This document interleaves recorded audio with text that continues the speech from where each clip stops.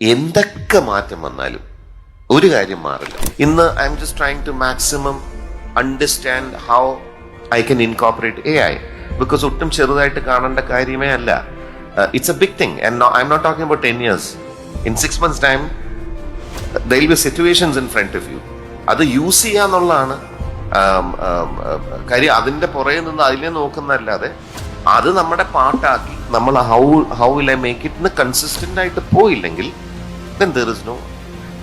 അതാണ് ഒരു side you have to. രണ്ടാമത്തെ പോയിന്റ്, എന്തൊക്കെ മാറ്റം വന്നാലും ഒരു കാര്യം മാറില്ല. ഞാൻ നേരത്തെ പറഞ്ഞു, നമ്മളെല്ലാവർക്കും ഇമോഷൻ ഉണ്ട്. ഒരു കഥ വേണം, അതിലൊരു ഇമോഷൻ ഉണ്ടാവണം. ആ ഇമോഷൻ എന്ന് പറഞ്ഞാൽ സന്തോഷമായിരിക്കാം, any kind of emotion.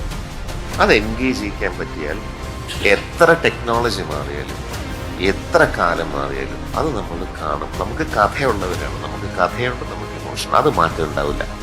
Format അല്ല, whom you are doing it for എന്നുള്ളതാണ്. എനിക്കൊന്ന് കമൽ സർ ഭാഷ പറഞ്ഞിരുന്നു, നാളെ ഒരു ആപ്പിൾ വാച്ചിലാണ് എൻ്റെ സിനിമ വരുന്നെങ്കിൽ അതിലും ഞാൻ അഭിനയിക്കും എന്നുള്ളത്. അതാണല്ലോ അഡാപ്റ്റ് ചെയ്ത് അതിനുള്ള കാര്യങ്ങൾ. അപ്പൊ അതിനനുസരിച്ച് ലെൻസിങ്, അങ്ങനെ ലെൻസിങ് മാറിയാൽ പുള്ളി എങ്ങനെ പെർഫോം ചെയ്യും? സ്റ്റേജിൽ പെർഫോം ചെയ്യുന്ന ദൂരെയുള്ള ആൾക്കാർക്കാണ് ബോഡി ലാംഗ്വേജ് ലൗഡ് ആവും. ഐഫോണിൽ നാളെ വരുമ്പോൾ ലെൻസ് വളരെ ക്ലോസ് ആവും, അപ്പൊ പുള്ളി വളരെ ഡീറ്റെയിൽഡ് ആയിട്ട് കണ്ണ് മൂവ് ചെയ്യും എന്ന് പറയുന്നത് നമ്മൾ അഡാപ്റ്റ് ചെയ്തേ പറ്റുള്ളൂ.